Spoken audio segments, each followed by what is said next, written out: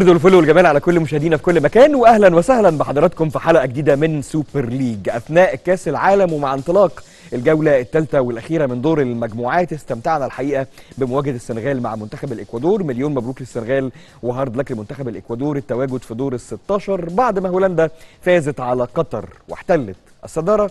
السنغال في المركز الثاني تتأهل لدور ال16 وتنتظر من يحسم الجدل في المباريات اللي شغاله في الوقت الحالي، اللي هنحاول لحد نهايه الحلقه نقول لكم النتائج اول باول. ايران في مواجهه امريكا، ويلز في مواجهه انجلترا، وبالتالي هنتابع النتائج مع بعض ونشوف مواجهات دور ال16 تسفر عن ايه. كاس عالم جميل وممتع وشيق ومليان جمهور ومليان احداث ومليان قصص، ومستمتعين الحقيقه بالصبغه العربيه الموجوده في كاس العالم في هذه النسخه اللي موجوده. واعتقد ان الجمهور بدا يخش في الموضوع على طول وما عادش فيه كلام من اياه، والناس اصبحت مبسوطه بشكل اكثر من رائع. سعادتنا ازيد انه المنتخبات العربيه تحديدا السعوديه والمغرب مفرحينا لحد دلوقتي رغم هزيمه السعوديه.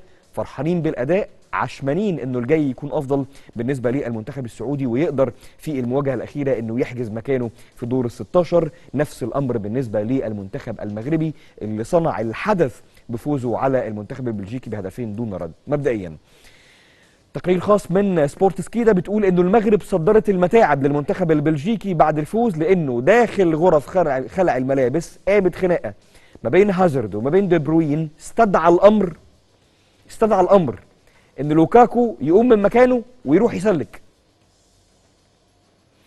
وبالتالي معسكر منتخب بلجيكا يعيش حالات من التوتر عديده. انتوا عارفين ان كان في مشكله قبل كده بين كورتوا اللي كان مرتبط او كان يعني على علاقه بصديقه دي بروين وانفصل عنها وقامت خناقه، ويقال في الكواليس ان هم ما بيكلموش بعض، يعني قدام الكاميرات حاجه وفي داخل غرف خلع الملابس حاجه ثانيه.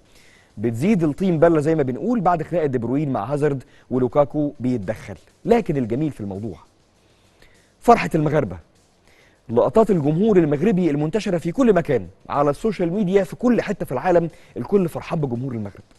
انا بالنسبه لي الفرحه اللي تستحق ان احنا نقف لها بجد هي فرحه الرجراجي. يا جماعه الكوره لما بتدي، وانا على قناعه كامله انه هذا الرجل الحقيقه يعني رجل عادل، راجل صالح في حياته، انه يتحول من شخص عادي لمدرب الوداد، لبطل دوري ابطال افريقيا، للمشاركه في كاس العالم وهو ما خدش غمار التصفيات، انه يصنع حدث تاريخي ويقدر انه يفوز على بلجيكا، يتعادل مع كرواتيا. لو حقق الفوز الجاي بيضرب كل الارقام القياسيه للمدربين اللي بيقودوا المنتخبات العربيه. الفرحه دي اللي بعد الهدف، الحمد لله اللي بعد الهدف اللي اتقالت، انا فرحان للراجل ده جدا جدا، وحاسس من قلبي ان ربنا بيكافئه على مجهود وعلى عدل في الاختيارات حتى لو اتهاجم، لكن ربنا بيكافئ المجتهد بافضل شكل ممكن.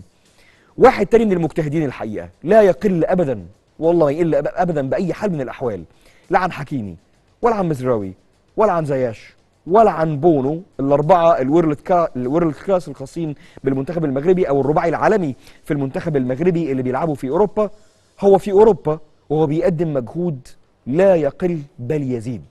سفيان مرابط حبيب الكل، نجم فيورنتينا، الراجل الوتد اللي في نص الملعب، جري، قطع، بنى لعب، تواجد في المكان المنافس في المكان المناسب قدام المنافس، ما بيخافش من الكوره.